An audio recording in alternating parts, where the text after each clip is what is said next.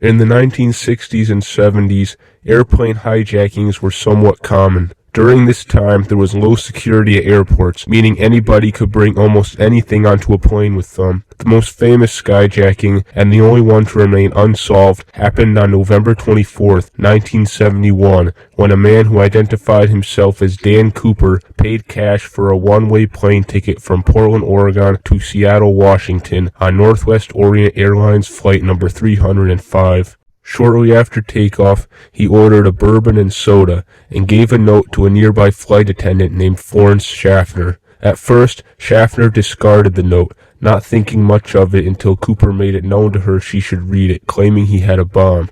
As instructed by the note, she sat next to him and then asked to see the bomb, which he opened his briefcase to show her. Eventually, she was sent into the cockpit with another note, which demanded $200,000 and 4 parachutes. While the FBI and the police were gathering the money and parachutes, passengers were told they were experiencing mechanical problems as the plane circled over the Seattle airport, causing what was supposed to be a short half-hour flight to last a few hours. During this time, the hijacker also requested a fuel truck to be waiting at the Seattle airport, as well as for another flight attendant, Tina Mucklow, to sit next to him for the rest of the flight. The money was collected from banks in the Seattle area, and the parachutes were brought from nearby skydiving schools. Once they were brought aboard, the passengers, along with some of the crew members, including Florence Schaffner, were released. The only people that remained were pilot and co-pilot William Scott and William Bradijak, flight engineer Harold Anderson, and Tina Mucklow as the only remaining flight attendant.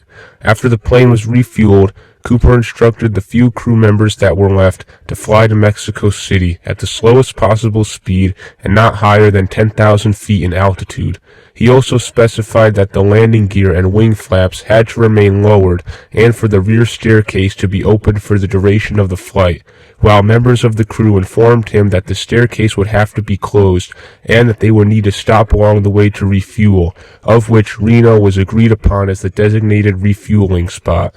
Not long after the plane was back in the air, Cooper ordered Mucklow to help him lower the staircase. Being concerned for her safety, she refused, and Cooper sent her back into the cockpit, telling her not to come back. Eventually, the hijacker lowered the staircase and jumped out from the back of the plane. Because the plane was going slow, the jets the FBI had following it had trouble doing so as they were going too fast. Nobody saw him jump, and he was never seen again.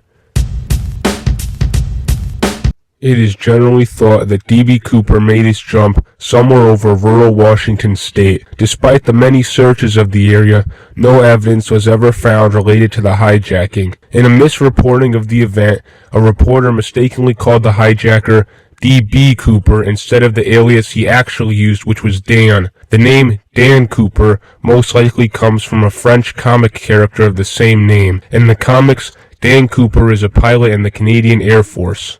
Although Cooper was careful enough to take the notes he wrote with him, he did leave behind some evidence. His clip-on tie, cigarette butts, and plane ticket were all left behind, along with some fingerprints and hairs. The cigarette butts were lost before DNA evidence could be gathered. Although DNA evidence was able to be gathered from the tie in 2007, nothing substantial has come from it, and it is hard to even know whether the DNA found on the tie actually belonged to the hijacker. In the days following the hijacking, a composite sketch of the hijacker was released.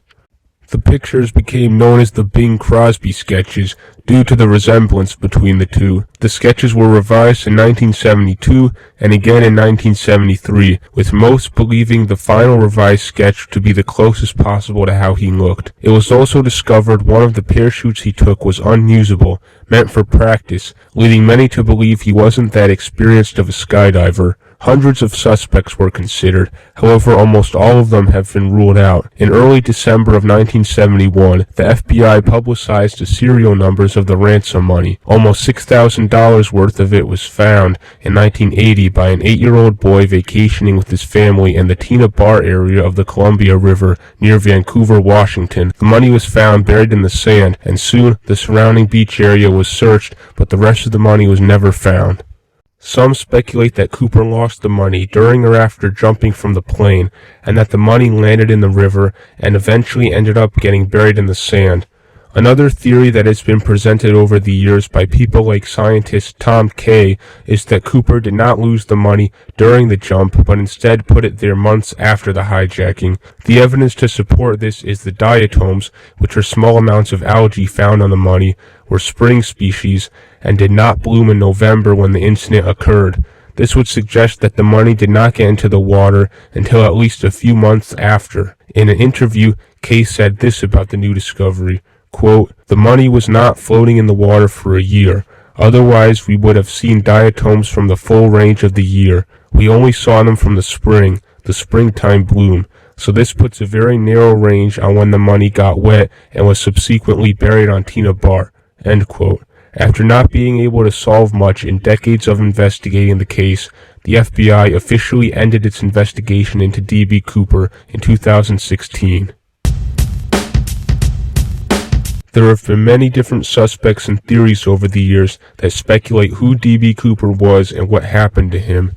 Some theorize that he didn't even survive the jump, given the bad weather conditions and his apparent inexperience with skydiving. According to Special Agent Larry Carr, quote, "We originally thought Cooper was an experienced jumper, perhaps even a paratrooper. We concluded after a few years this was simply not true. No experienced parachutist would have jumped in the pitch-black night, in the rain, with a 200-mile-an-hour wind in his face, wearing loafers and a trench coat. It was simply too risky.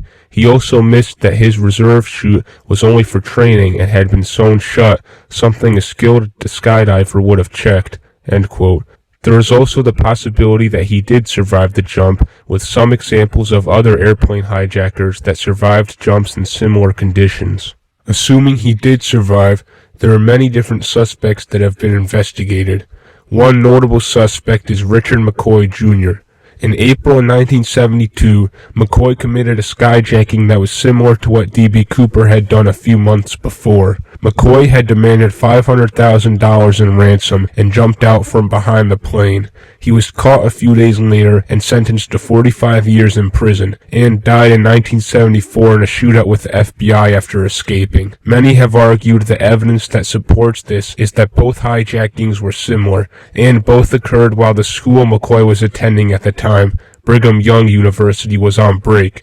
However, things like the fact that Richard McCoy appeared to be a much more experienced skydiver than D.B. Cooper was thought to be, as well as evidence that suggested McCoy was in Utah with his family for Thanksgiving that year, are some reasons why many would argue he wasn't D.B. Cooper.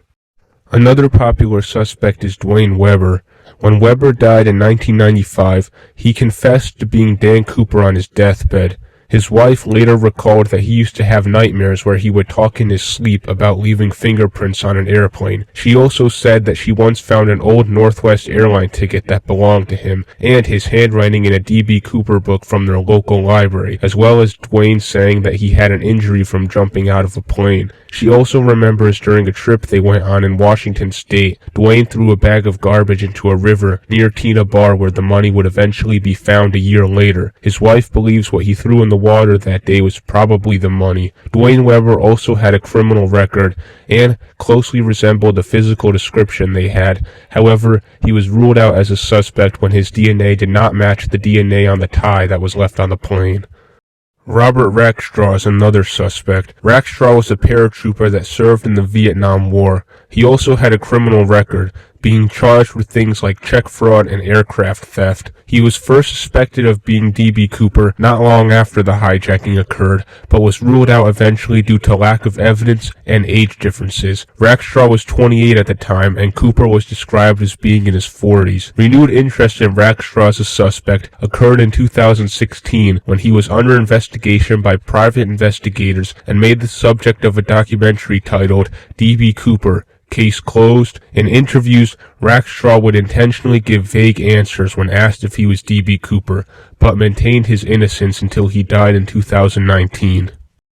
Sheridan Peterson is another favorite suspect among some people. Having experience with skydiving and resembling the police sketches, he was understanding of why some would suspect him, given the coincidences and similarities between the two, saying, "At the time of the heist, I was 44 years old.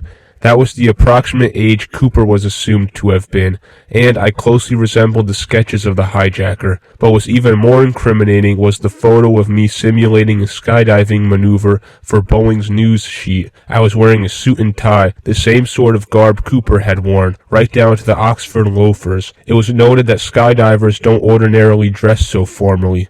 He was interviewed by the FBI almost 30 years after the hijacking and claimed he was in Nepal when it occurred. He died in 2021 with no other evidence linking him to D.B. Cooper. Throughout the investigation, hundreds of suspects had been considered, though no conclusive evidence has ever been found that would indicate who D.B. Cooper was and what happened to him. It remains the only case of airline piracy that has never been solved, and given that the FBI has given up on its investigation, it is very likely it will remain a mystery. What's up guys, it's the Freindlyneighborhoodpig here. Thanks for watching the video. Be sure to like, comment, subscribe. More videos coming out soon.